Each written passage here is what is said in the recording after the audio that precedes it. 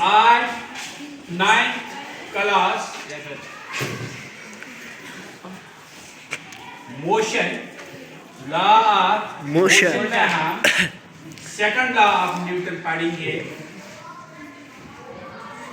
उसमें second law of motion बताओ या आप उसको बताओ लॉ ऑफ एक्सेलरेशन। कोई आपको बताइए बेटा, बताओ what do you mean by law of acceleration और सेकंड लॉ ऑफ मोशन। ये एक ही चीज है। जैसे मैंने आपको कल के लेक्चर में बोला था, फर्स्ट लॉ ऑफ मोशन और लॉ ऑफ इनर्जी। तो the law of acceleration is also known as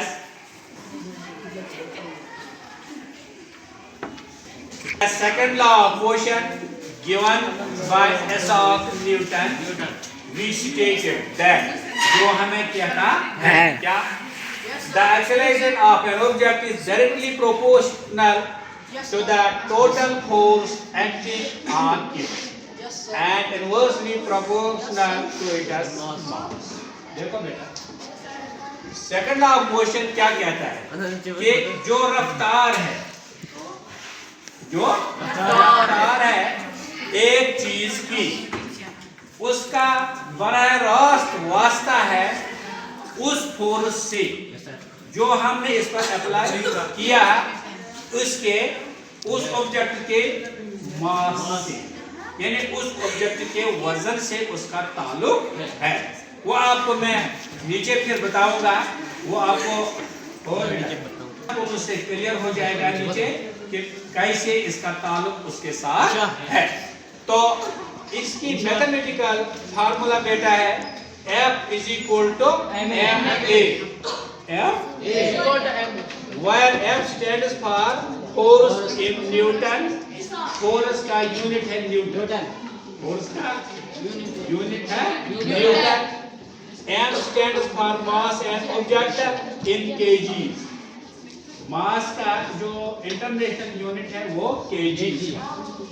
acceleration in metres per second square, m बटा s स्क्वायर। अब मैं आपको बेटा एग्जांपल बताऊंगा।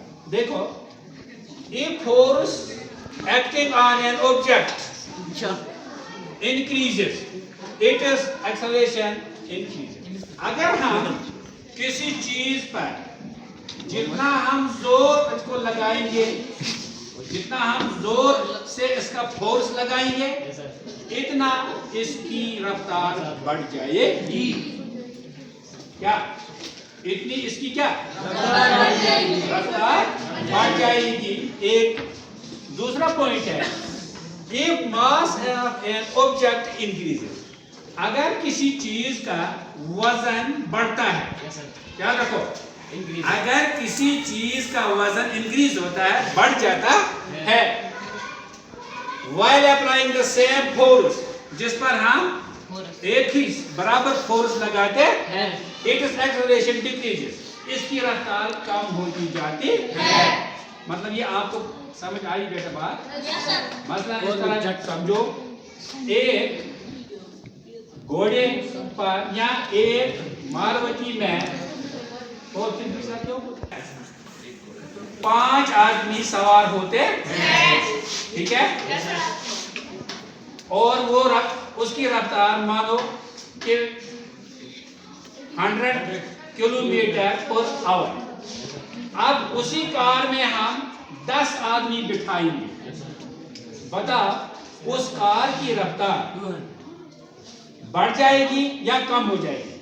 कम हो जाएगी ना, क्योंकि उसका वजन बढ़ जाएगा, उसका वजन बढ़ जाए। वही मैंने यहाँ लिखा, if the mass of an object increases, अगर किसी चीज का वजन बढ़ता while applying the same force, और फोर्स एक ही है, फोर्स एक ही है, बराबर का फोर्स है जो ऑब्जेक्ट पर हम लगाते हैं, its acceleration decreases, और इसकी जो रफ्तार है वो कम हो जाएगी, वो कम हो जाएगी। मसलन मैं आपको एग्जांपल दूंगा, मिसाल दूंगा।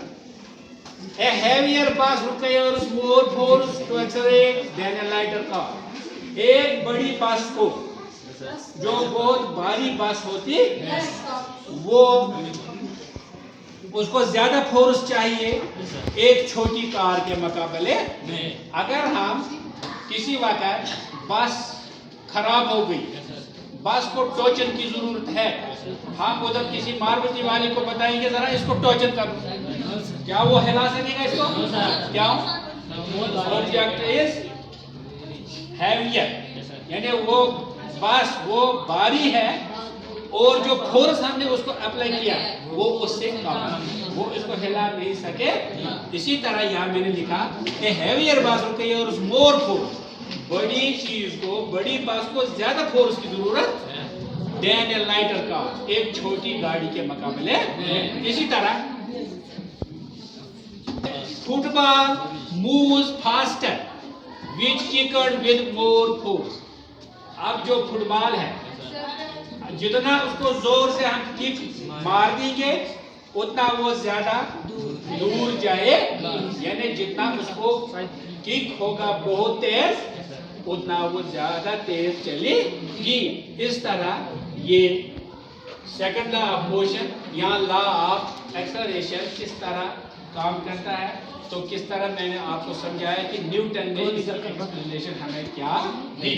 जो चीज जितना भारी है उतना उसको फोर्स की जरूरत है, जितना को जो चीज जितना लाइटर है उतना उसको फोर्स की बहुत कमी होती।